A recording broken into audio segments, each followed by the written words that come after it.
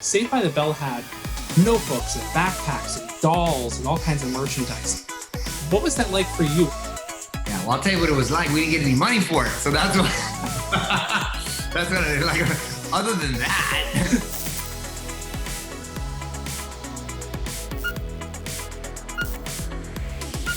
Great. Hey guys, how are you? So good, David. How are you? I'm good. Thanks for hanging out with me today. Absolutely. Belmont, you play Jamie Spano, the son of original Saved by the Bell character Jesse Spano. Would you say that the apple fell far from the tree? I don't think he falls very far. I think Jamie fell straight down, and he and his mom have a lot of similarities.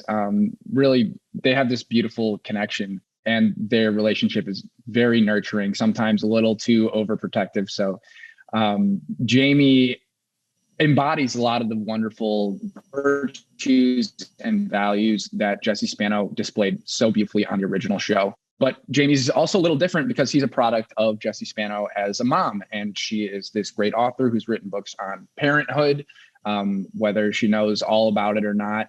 Jamie is all of those wonderful Jesse Spano things and more, because he lives in high school now, which is vastly different than it was then. Love it. Dexter, you have a beautiful singing voice. Oh, yeah, he does. I mean, I've followed your career, and we've actually met here in Philadelphia back. I was about to say. Yeah. I was about to say. I feel like we met. I go ahead, continue. Yeah. So I had no idea.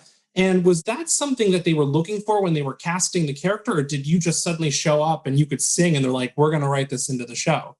No, they definitely had envisions of Devontae singing, but I don't know if they had envisions of it expanding in the way that it did. But when I auditioned for the show, it was definitely a musical component that was required.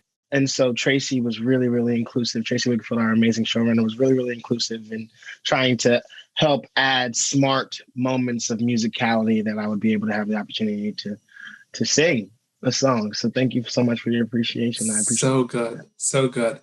One of the things that surprised me, I have a 20-something-year-old coworker who told me she had never seen an episode of Saved by the Bell, and it just blows my mind. And I wondered, had you seen the show? I had 5 20-something-year-old co-stars who had never seen the show. No, that's wild. I grew up a massive fan of it. As you know, it was a very popular show on in the Philadelphia area. And so I grew up watching it, the reruns on Saturday mornings, but coming in and working with these guys, I think Bill had a very different experience with it though. Yeah, I didn't grow up watching the show. I knew the scope of the show and how huge it was and how it changed Saturday morning sitcoms and comedy and that whole world. But I hadn't watched it growing up like Dexter had. So when I got the audition, I dove in and I hit all those episodes. And it was so surreal seeing these people in this show and then going to work with them on the continuation and meeting them. It was indescribable. So I'm really curious, from your perspective as someone who hadn't watched it, when you finally watched it, what was the episode to you that stood out? Because we have kind of these iconic episodes that we know as fans, but what was the one for you that really shook you? I think Dancing to the Max was a really great episode. First of all, Mario is amazing. And for a character who's, such a sporty jock to dance so well, be so multifaceted was like really cool to see. And just the theatrics and some of the, the absurdities of Bayside really come to play in that episode. And I think they translate great to a 2020 version of the show, because there's certainly some absurdities in the new one too. Dexter, speaking of Mario, you share a lot of really great scenes with him, especially early on in the episodes that I've seen. Did you have questions for him about the reality series or the original series as a fan? And is he a guy who offers advice as an actor or a person? Just curious about that relationship. Yeah, so growing up a big fan of the show and then being casted on the show, you kind of get in your own head a little bit and start creating these outcomes that might not necessarily exist, but also just applying pressure to yourself to be able to hold true and carry on the legacy of Bayside. And so all of those things kind of were going in my mind. And I definitely, especially reading the pilot, realizing I had so many scenes with Mario, I was nervous for sure. But then stepping up to him and meeting him, and he gives you that smile and he gives you that handshake and that hug, and he just really opened up his arms in a way, and Elizabeth too, all of them, Mark Paul, Tiffany, Lark, even John Michael Higgins, who wasn't a part of the original, but we feel like he is. They all were just so inclusive with the amount of advice that they were offering, with the care that they were providing for us being in the part of the new wave. And for me growing up being such a massive fan of him and knowing Mario Lopez as like this multifaceted, multi-talented guy, to also find out that he's just a really nice human and that we can just kick it and be homies was a really special experience for me. Can we talk? Did you just sit backwards in a chair? Wow, I've never seen anyone do that in real life. Belmont, in one of the first few episodes, there is, all Saved by the Bell seasons have some sort of great fight, and this is no different. But yours is an ice cream fight, and I thought I caught a moment where someone almost broke laughing during that, and I just wanted to ask you about the process of filming that scene. Oh no.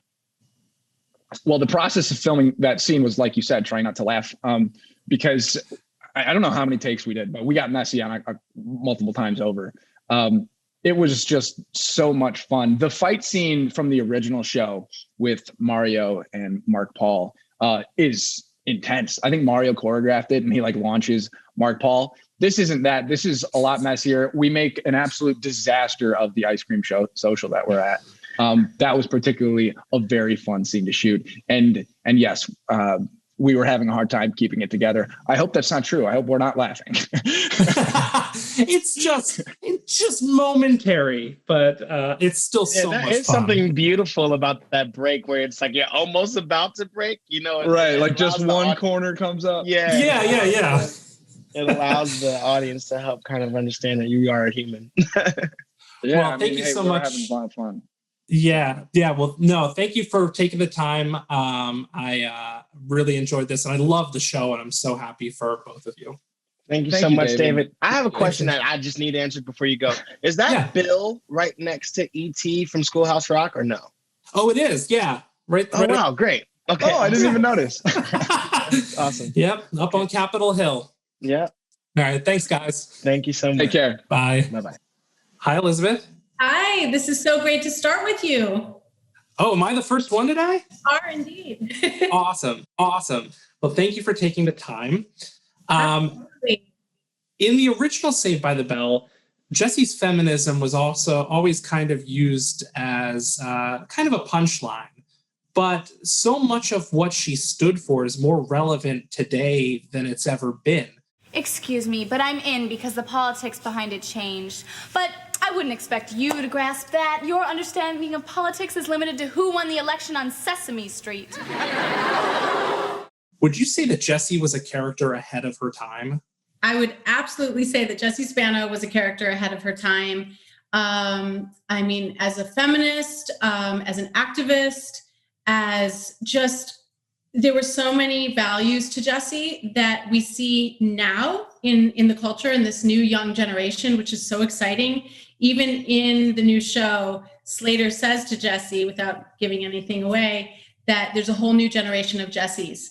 And I don't know, something in our culture, has changed in that regard. And that's an amazing thing to explore on the show, this new young generation that has found their voice and does stand up and speak up. And for Jessie, she definitely, at that time, kind of, like you said, was a bit of a joke here and there to her friends, and just her passion and devotion to these causes were something that were really unique. And now it's a bit more of the norm. In this new series, Jessie is Bayside High School's guidance counselor, and she has a son named Jamie. And when I talked to Belmont, I had suggested that maybe the apple fell far from the tree, but he gave me a really great, beautiful explanation about the bond between Jamie and Jessie. And I wonder if you could speak to that. What's really incredible as a producer on the show, I was really protective, I have to say, about who these new kids on the show were going to be, because I know that the OG fans were going to need a group that would create a dynamic where they could really fall in love with them. And I have to say, being a part of the entire casting process, just choosing people one at a time was something that was a real gift. And one of those gifts, of course, was finding the character of Jamie for Jesse's son. I mean, this is a pivotal moment. And as we're returning, to see her in her role as a mother is quite extraordinary. So the character of Jessie is now back at school. She has been out in the world accomplishing all the things that everyone thought she would in politics. She's got her TED Talk. She has her PhD. She's accomplished these incredible, incredible things in the world, having had such a singular vision for herself, which was succeeding. Motherhood changed her. And the moment we find her personal life is a bit of a mess. And of course, then comedy ensues. But really at the heart of it, and at the heart of our show, and even the original, is all about relationships, connections, whether it be friends forever, or whether it be, in this case, mother and son. So be honest with me. If I'm So Excited by the Pointer Sisters comes on the radio, do you turn it off or will you listen to it? Listen, when the Pointer Sisters song, I'm So Excited, comes on the radio, well, it depends. If I'm driving, I'll sing along. I have to. I would never change it. That would be sacrilegious of me. Okay. Everything will be okay. Yeah. I just need one of these. Pills? You mean you really are taking drugs? I need them. Jesse, give me those. I need them, Zach. I have to sing. Jesse, you can't sing tonight. Yes, I can. I'm so excited. I'm so scared.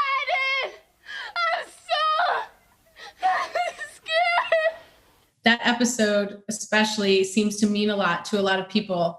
And so that song is like the anthem, I think, of a lot of people's childhood because of that episode. Was a part of mine, and this has been an absolute joy to talk to you about this. So thank you so much for taking the time today. Hi, Alicia. Hi, Haskiri. Thank you. Thank you for having us. Of course. So Aisha and Daisy are two of the new kids at Bayside High, thanks in part to, or thanks almost all to Governor Zach Morris. Tell me about your first day on the set at Bayside High. Oh, first day.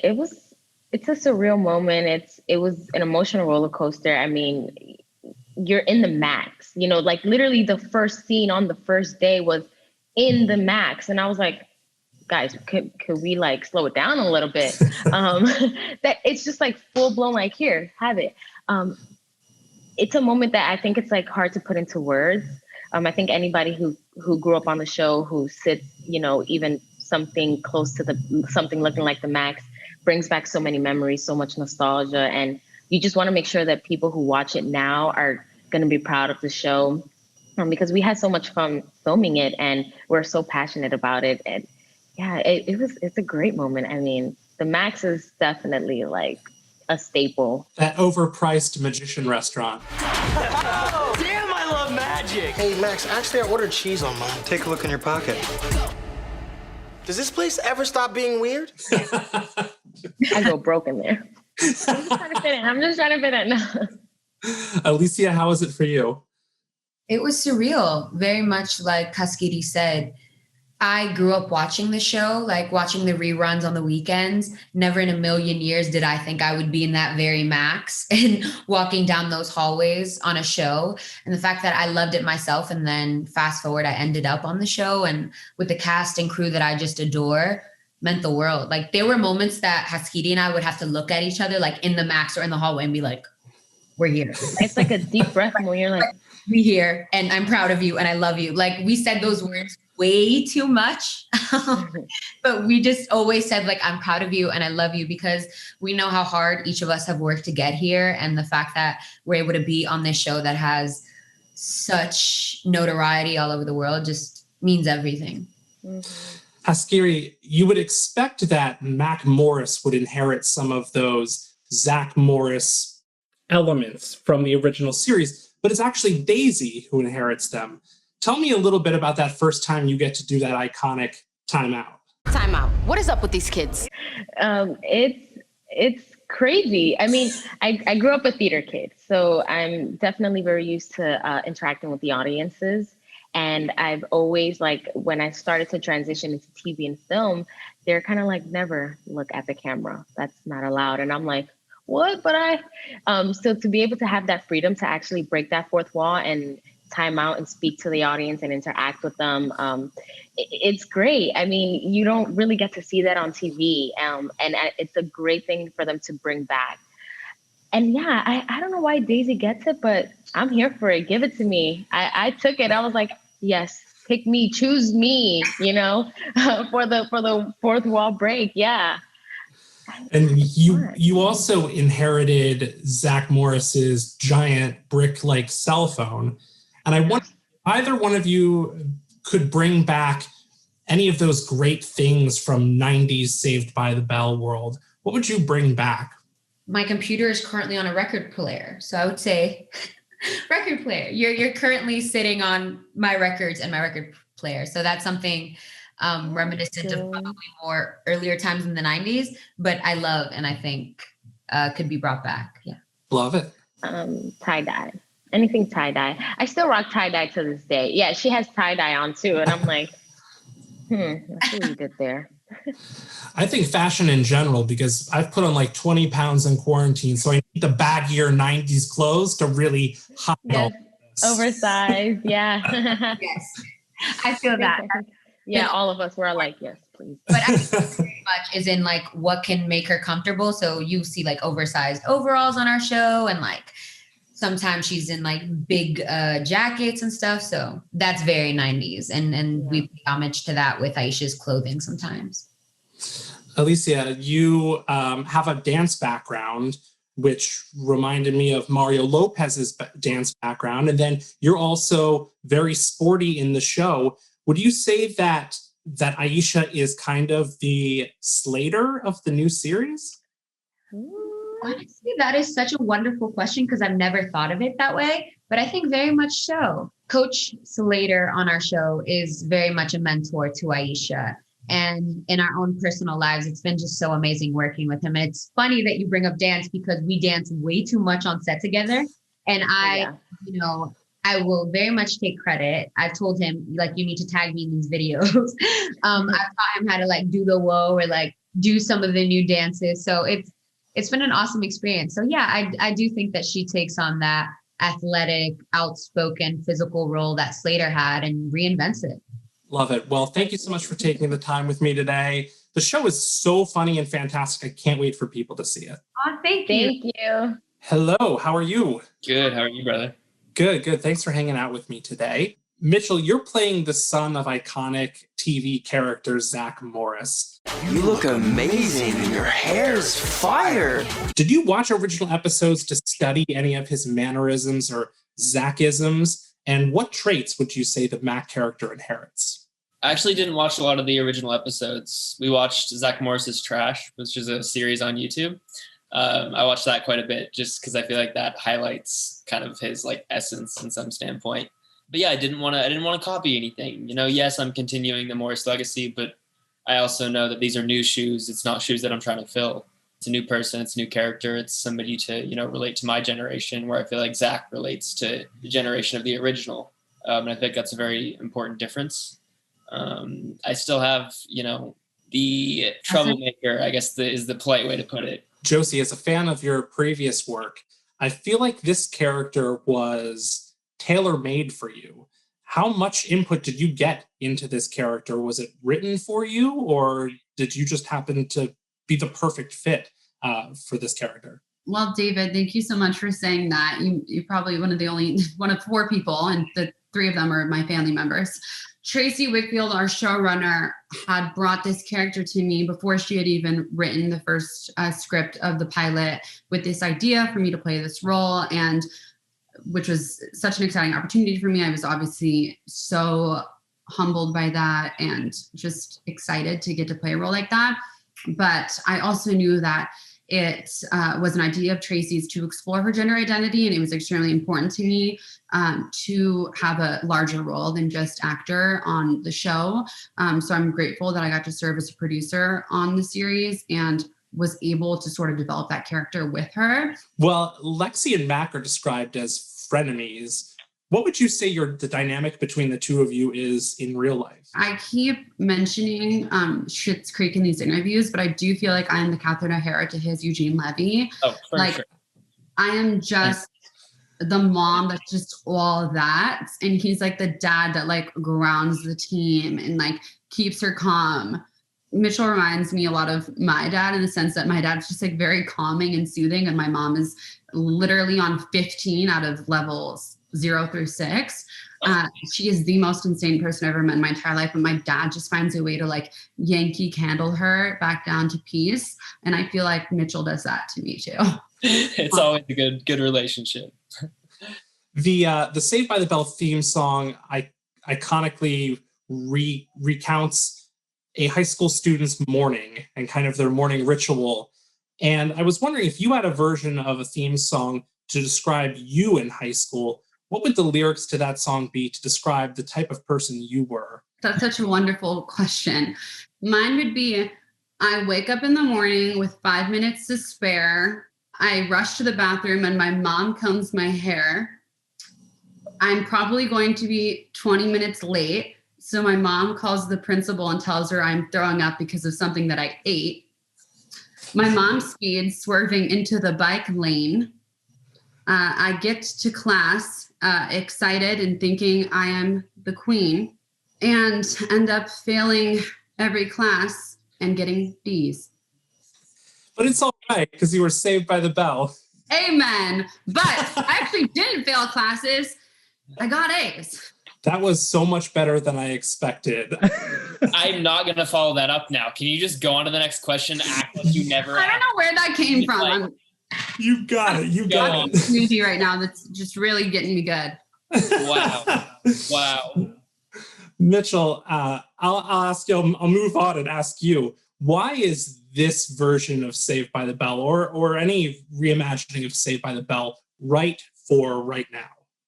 I think there's so many important topics in society, especially in the last couple months, that are kind of circulating, and a lot of people need to learn about them and have questions about them. And with how diverse our cast is, we touch on so many different important subjects, not only within, personal reasons, but within a societal structure of, defunding schools and racial problems, and kind of intertwining all of that into one comedic series and telling it through something that people can relate to, which is Bayside, I think is a really beautiful thing that Tracy Wigfield, our showrunner, did. And she did it so effortlessly that I think people will get messages almost unconsciously and learn about things unconsciously that maybe might come up later, and they'll remember it a little bit.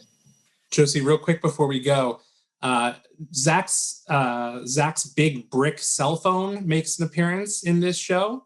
And I wondered if there was anything from the 90s or from Saved by the Bell era that you could bring into modern day. What would that be?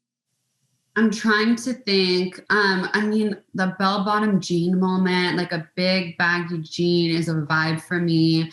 I love the spice lip moment. That's a 90s trend I think we can bring back. The shag bang moment is kind of coming back. Cheap extensions should never come back. And I hope they stay in the 90s where they belong, on Britney Spears' head. Thank you. I love it. And I love this show. I'm so excited for you. I'm so excited for people to see it. Thank you, David. You're so sweet. Thank you so much. Thank you so much. Take care. Yeah, we appreciate you. Bye. How you doing, David? Good. How are you? Good, man. Thanks. In the original Saved by the Bell, AC Slater was always the coolest guy in the room. Tough, confident, no nonsense, but had a soft side. In this reimagining of Saved by the Bell, he's not quite the coolest guy at Bayside anymore. When I grow up, I want to be just like you, a single childless adult who parties with kids. Can you tell me a little bit about playing this version of Slater? This version's a lot of fun because he's one of those guys that's sort of stuck in a particular era, and much like Al Bundy in the glory days, doesn't want to give it up, and I have some friends like that, so that makes it kind of fun. But he's still a guy with a big heart and wants to do the right thing, and he's still kind of trying to figure it out, like we all are. So he's got some layers, so it makes it fun to play. Your co-stars on this new series are not quite as young as you were when you started on the original series. But if you could give them advice on how to navigate fame, career, life from someone who's been doing it as long as you have, what is that advice? You know, these kids aren't exactly kids. They're in their 20s, and they're significantly older than when we started, and they're really smart and talented, and they have their act together. So they are on the right track. They don't seem to be needing any of my advice to help them. Yeah, I like your little Ewok cookie jar back there. That's badass. Thank you. Yeah, limited edition. One of my favorite little things over here. I like that. Which character in this new series would you say is the most Slater-esque? There really isn't, to tell you the truth. The good thing about the series is they have a good balance of nostalgia and some Easter eggs for the people that grew up with it, and then a very updated 2020 version of kids and what they're dealing with now, which I feel they're much more savvy, mature, hip to what's kind of going on. And so they're all very distinct and very different, which I think was very clever. As someone who was a big fan of the original, there was something so comforting and amazing about seeing you reunite with Elizabeth on screen as these characters. Slater? Yes?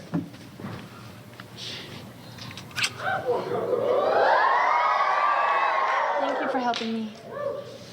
I'll never wash these lips again. Was that something that was easy to slip back into? Yeah, I love Elizabeth. She's great. I love all of them. I get along with them, I'm happy to say. It's sort of like real friends that you grew up with going to high school, you know, when you see them again, you just kind of pick up where you left off. And it's a much similar dynamic. Speaking of some of this nostalgic stuff I have back here, I know Saved by the Bell had notebooks and backpacks and dolls and all kinds of merchandise.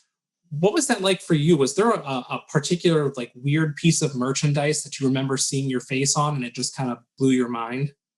Yeah, well, I'll tell you what it was like. We didn't get any money for it. So that's what that's what it is like. Other than that, it was kind of neat to see all that stuff. And now that it's considered retro, you know, it's kind of fun. It's kind of a trip, you know, over 30 years. So the fact that we're still talking about it kind of trips me.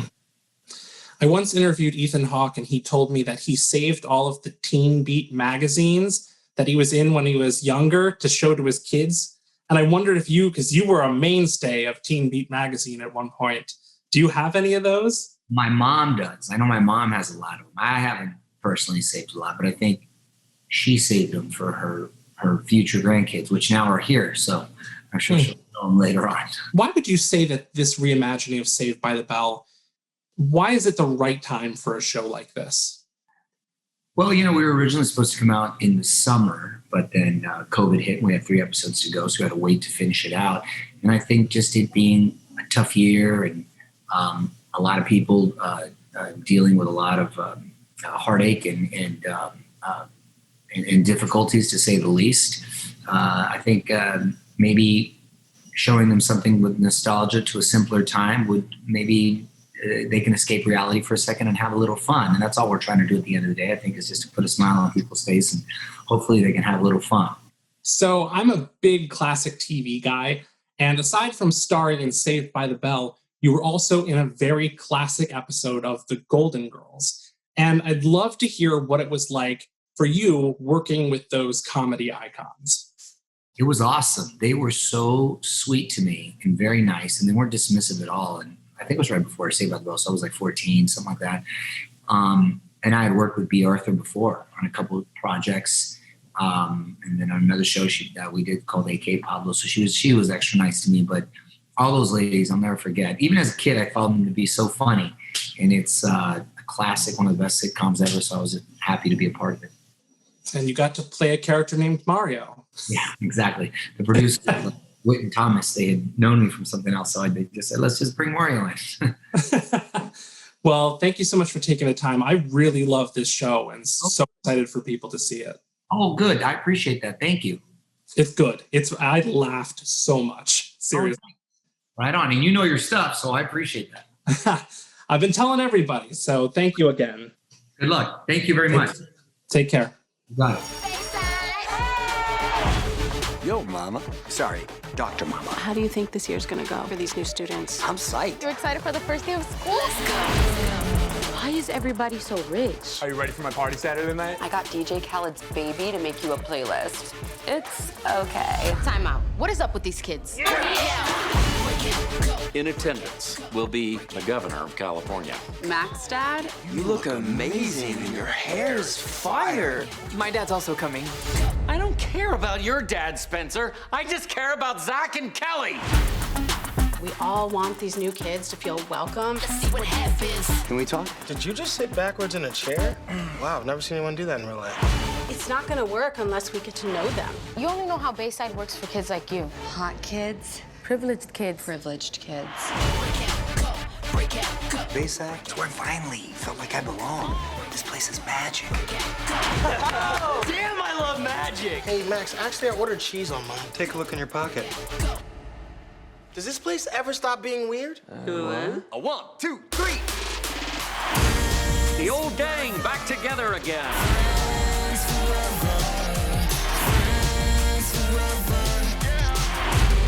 Will you go to dinner with me? Stop eavesdropping. We're not. We're the Bayside acapella group.